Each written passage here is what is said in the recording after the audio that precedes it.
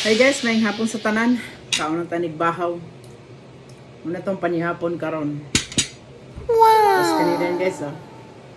Butang na nato sa air fryer para madali kapoy preto para wala baho ang balay.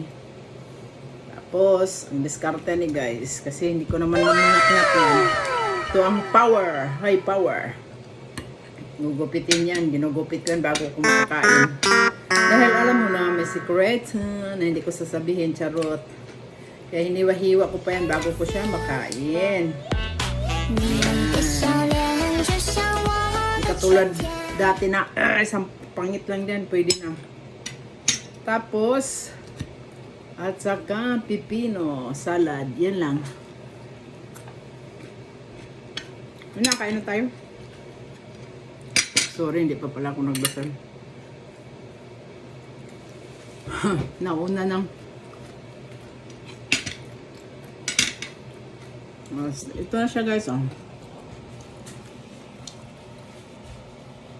Diba, masarap. Masarap siya, masarap. Okay guys. Para medyo gutom na ako, kakain mo na ako ha. Tapos at saka ito yung sili, oh.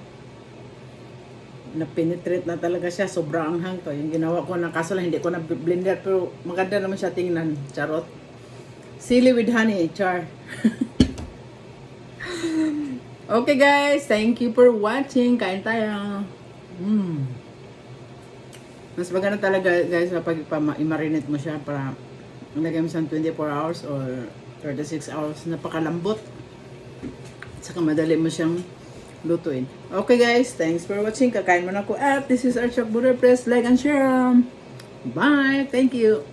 Bye.